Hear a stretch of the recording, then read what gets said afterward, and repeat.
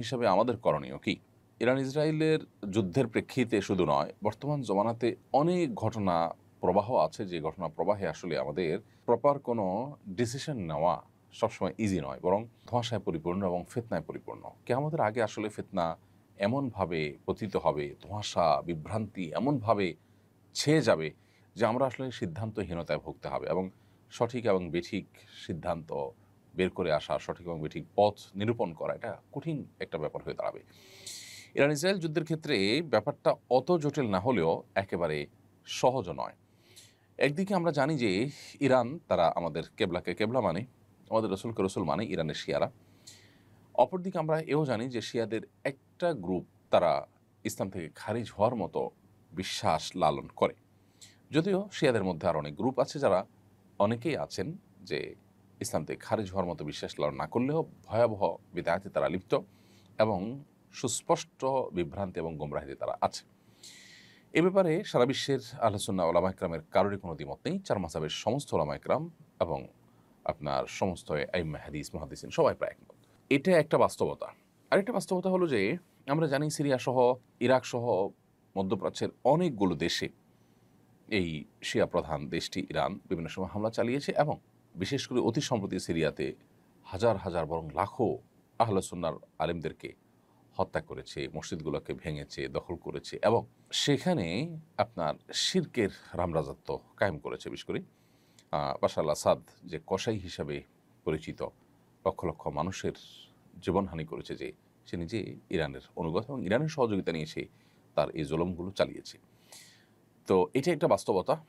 আবার ইয়াহুদি রাষ্ট্রটির যে জুলুম দীর্ঘকাল পর্যন্ত ফিলিস্তিন সহ গোটা মুসলিম বিশ্বের বিরুদ্ধে যে ভয়াবহ এবং সবচেয়ে খুল্লম খোলা শত্রুতায় লিপ্ত, এটা তো আজকে নতুন নয়। এবং কোরআন কারীমে আল্লাহ বলেছেন, আল্লাহ তাজিদান্না আসাদ্দান্নাসে আদাওয়াতান লিল্লাযিনা আমানুল ইয়াহুদ, ইমানদারদের সবচেয়ে বেশি কঠোর শত্রুতা করতে দেখবেন ইয়াহুদিদেরকে, হে রাসূল, এবং এরপরে যারা মুশরিক তাদেরকে। আজও আমরা দেখছি যে আমাদের পার্শ্ববর্তী দেশের মুশরিক দেশ এবং এই ইহুদি দেশ, উভয় দেশ পৃথিবীর যে কোনো প্রান্তে মুসলমানদের বিরুদ্ধে তারা ঐক্যবদ্ধ এবং সবচেয়ে বেশি সোচ্চার। তো এই জন্য যারা আমাদের আহলে কেবলা নয়, সেই ইহুদিদেরকে এক সাইডে রাখলে অবশ্যই শিয়ারা, যারা আমাদের কেবলাকে কেবলা মানেন, যাদের সাথে আমাদের অনেক দিক থেকে মিল আছে, তারা আমাদের সঞ্জাতিকভাবে আমাদের বহু কাছাকাছি, সেই জায়গা থেকে তাদের প্রতি আমাদের সিম্প্যাথি, তাদের প্রতি আমাদের সমর্থন থাকার কথা সূরা রুমের মূলনীতির আলোকে। এর পাশাপাশি তারা এই চলমান যে আগ্রাসন, সে আগ্রাসনের মধ্যে তারা মাজলুমের ভূমিকা আছে। সেই জায়গা থেকে আমরা মাজলুমের পক্ষাবলম্বন করাটা, এটা হলো আমাদের জন্য সবসময় কর্তব্য। আমরা কোনো অবস্থাতে জালেমের সহযোগী বা জালেমের সমর্থন, এটা আমরা কোনো অবস্থাতেই করতে পারি না। সেই সাথে আল্লাহ তাআলার কাছে আমাদের একটা কমন দোয়া থাকা দরকার, আল্লাহ চলমান সমস্ত ঘটনা প্রবাহের শেষ পরিণতির জন্য ইসলাম এবং মুসলমানদের জন্য কল্যাণ বয়ে আনে। সে দোয়াটা আমরা মনে প্রাণে আল্লাহ তাআলার কাছে বেশি বেশি নিবেদন করব, এবং সকল প্রকার জুলুমের অবসান, জালেমের পতনকে আমরা আল্লাহ তাআলার কাছে কামনা করব কায় মনোবাক্যে। এবং সেই সাথে ইরান এবং শিয়া যারা আছেন, তাদের প্রতি আমাদের আহ্বান থাকবে যে এই রকম পরিস্থিতিতে আজ সারা বিশ্বের প্রায় আহলে সুন্নাহর আলেম এবং শাসকরা ইরানের তাদের প্রিভিয়াস যে আহলে সুন্নাহর আলেমদের প্রতি জুলুম, নির্যাতন, তাদের প্রতি আপনার হত্যাযজ্ঞ, এগুলো সত্ত্বেও ইরানের প্রতি তাদের যে সিম্প্যাথি, ইরানের প্রতি তাদের যে সমর্থন, সেটা তারা জানাচ্ছেন। অতএব তারাও ভবিষ্যতে আহলে কেবলা নিজের স্বগোত্রীয় ভাইদের সাথে আচরণ করার ক্ষেত্রে তারা যেন আরও দায়িত্বশীলতার পরিচয় দেন। উচ্চ মাধ্যমিক শ্রেণীতে এনসিটিবি কর্তৃক প্রণীত ইসলামের ইতিহাস ও সংস্কৃতি বই নিয়ে সমালোচনা হচ্ছে। এই বইটি একাধিক সাহাবীর ব্যাপারে সমালোচনামূলক রচনা আছে। এই বইটিতে একাধিক সাহাবীর ব্যাপারে সমালোচনামূলক রচনা আছে। সাহাবীর মর্যাদা সম্পর্কে ইসলামের নির্দেশনা জানতে চাই। সাহাবা ইকরামের নির্দেশনা ইসলামের আলোকে সুপ্রতিষ্ঠিত, সুপ্রমাণিত, এবং তাদের যে মর্যাদা, সেটা রক্ষা করা একজন মুসলমানের কর্তব্য। নবী করিম সাল্লাল্লাহু আলাইহি সাল্লামের পরিষ্কার হাদিস রয়েছে, আমার সাহাবীরা তারা হেদায়েতের উপর আছে, তাদেরকে তোমরা যদি পথনির্দেশ হিসেবে গ্রহণ করো, তাহলে তোমরা হেদায়েত প্রাপ্ত হয়ে যাবে। তাদেরকে গালি দিও না। লা তাসুব্বু আসহাবি, তোমরা আমার সাহাবীদের সমালোচনা করো না। অতএব সাহাবীদের কোনো যদি ত্রুটি থাকে, আমরা সেই ত্রুটির অনুসরণ করব না। আমরা বিশ্বাস রাখবো তারা ত্রুটির ঊর্ধ্বে নন। তবে আল্লাহ তাআলা তাদেরকে মাফ করে দিয়েছেন, তাদের প্রশংসা করেছেন, নবী সাল্লাল্লাহু আলাইহি ওয়াসাল্লাম তাদের প্রশংসা করেছেন এবং তাদের সমালোচনা করতে নিষেধ করেছেন। বিধায় তাদেরটা ভালোটা আমরা গ্রহণ করে চলবো, তাদের সমালোচনা জায়েজ নয়। এবং কোরআনে কারিমে আল্লাহ তাআলা সাহাবা ইকরামের প্রশংসা, ভূয়সী প্রশংসা করেছেন বিভিন্ন জায়গায়।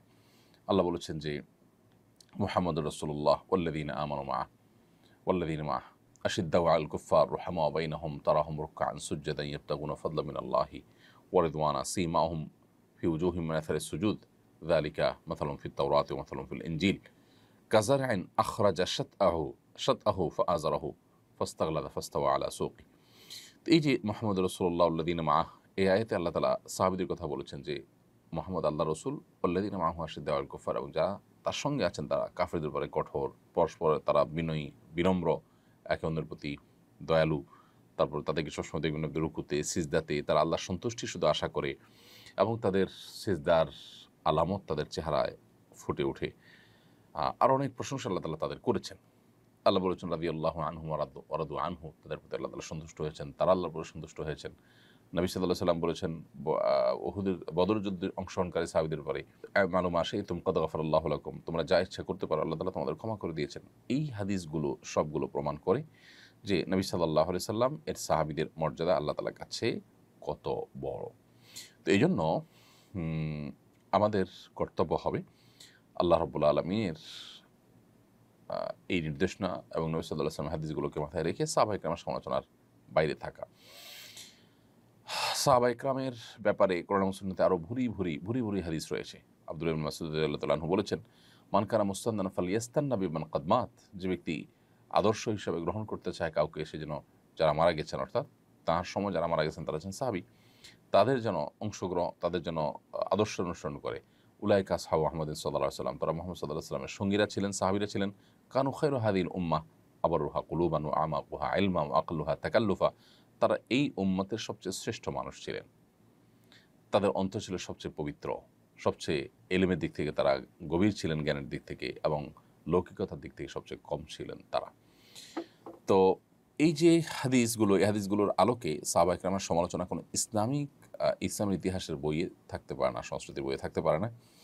মূলত এনসিটিভি দীর্ঘদিন পর্যন্ত সেখানে বই পুস্তক রচনার জন্য, বিশেষ করে আপনার আমাদের নিচের দিকের বাচ্চাদের বই পুস্তক রচনার ক্ষেত্রে এমন কিছু লোককে সেখানে প্রশ্রয় দিয়ে রেখেছে, এবং এমন কিছু লোক এনসিটিভির উপরে আপনার নিজেদের প্রভাব বিস্তার করে রেখেছে যে যুগ যুগ ধরে তাদের বিরুদ্ধে, বছরকে বছর তাদের বিরুদ্ধে আলোচনা করেও কোনোভাবে তাদেরকে নড়ানো যায়নি। ইসলাম শিক্ষা এবং ইসলামের ইতিহাস বইয়ের লেখার ক্ষেত্রে এমন লোক রাখা হয়েছে, যাদের মধ্যে এমন লোক আছে যারা হাদিস অস্বীকার করে, হাদিসকে স্বীকারই করে না, যারা মুসলমানই না, এরকম লোককে রাখা হয়েছে, এবং যাদের ইসলাম শিক্ষার কোনো ব্যাকগ্রাউন্ডের